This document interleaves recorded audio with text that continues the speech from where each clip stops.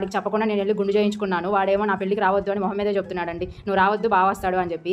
ఇప్పుడు కనుక మళ్ళీ నేను గుండు చేయించుకున్నాను అనుకోండి, మీ అందరికీ నేను గుండులో నచ్చానని నాకు అర్థమైందండి. కానీ నా బాధను అర్థం చేసుకోండి. మా తమ్ముడు పెళ్ళి ఉంది కదా, అప్పుడు కొంచెం మనం మంచిగా కనిపించాలి అంటే హెయిరే కదండి కావాల్సింది.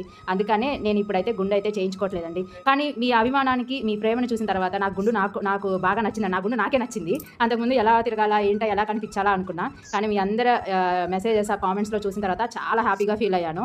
సో నేను మళ్ళీ ఇంకొకసారి మాత్రం నా బాధని మీ బాధగా భావించి రీషేవ్ అని మాత్రం అనకండి. ఎందుకంటే రీషేవ్ అయితే ఇంకా వాళ్ళు తమ్ముడే గుర్తొస్తున్నాడు. ఓకే అండి, అదే ఒక చిన్న విషయం అయితే మీ అందరితో నేను షేర్ చేసుకుందాం అనుకుంటున్నాను.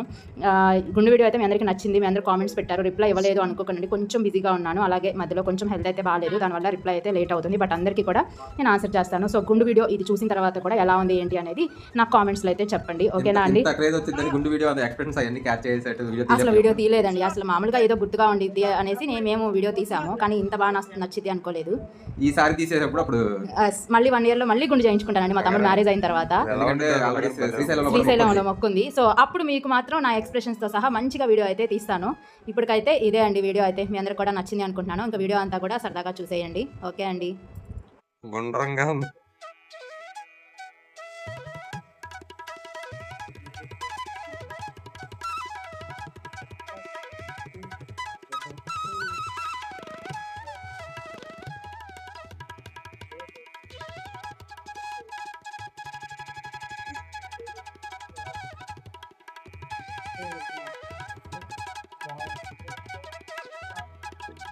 భలే ఉంది.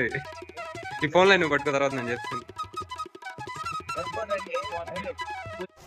2 గుండు అలా భలే ఉంది మంగళం. చిన్నగా గుండు బాగుంది నీకు. ఏమో ఏదో ఒక రకంగా కొత్తగా ఉందా? పోలా అద్రి పోలా